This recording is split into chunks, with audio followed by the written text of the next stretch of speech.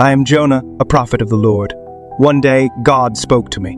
Jonah, go to the great city of Nineveh and proclaim against it, for its wickedness has come up before me.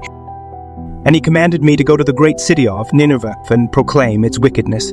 But I was afraid, for Nineveh was known for its cruelty and evil ways. Instead of obeying God, I fled to Tarshish, hoping to escape his command.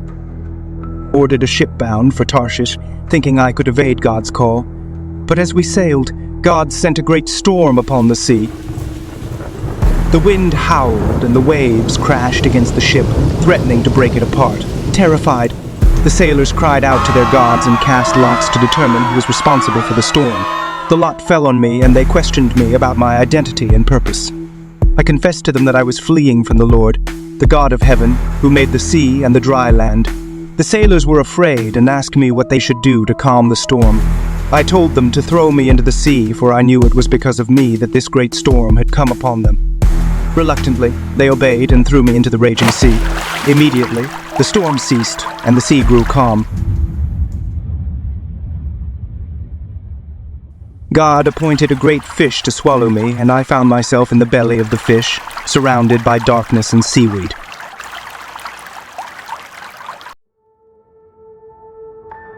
From deep in the realm of the dead I called for help, and you listened to my cry. You hurled me into the depths, into the very heart of the seas, and the currents swirled about me.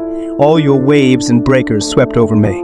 I've been banished from your sight, yet I will look again toward your holy temple. The engulfing waters threatened me, the deep surrounded me. Seaweed was wrapped around my head. To the roots of the mountains I sank down. Oath beneath barred me in forever.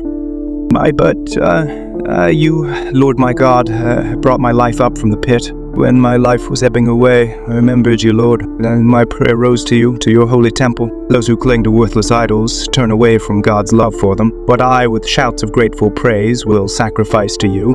What I vowed I will make good, but salvation comes from the Lord. After being in the belly of a fish for 3 days, and 3 nights, God commanded the fish to vomit me onto dry land. Once again, God spoke to me, instructing me to go to Nineveh. Go to Nineveh, that great city, and preach to it the message that I tell you. God's command echoed with clarity and purpose. Despite my earlier disobedience and flight from his will, God was giving me another opportunity to carry out his divine mission. The weight of his words settled upon me, urging me to set aside my fears and reservations. To my surprise, the people believed God's message. From the king to the commoners, they repented of their evil ways, fasting and wearing sackcloth as a sign of their humility. Seeing their sincere repentance, God relented from destroying Nineveh, but I was displeased. I sat outside the city, still hoping for its destruction. God provided a plant to shade me from the scorching sun, but then sent a worm to destroy it. I became angry and bitter over the loss of the plant, but God gently rebuked me.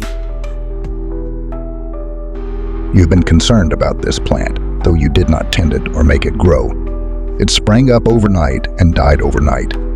And should I not have concern for the great city, in which there are more than 120,000 people who cannot tell their right hand from their left, and also many animals? And so I learned that God's mercy extends beyond what I could understand. He desires repentance and forgiveness for all, regardless of their past sins, from disobedience and fear to repentance and understanding.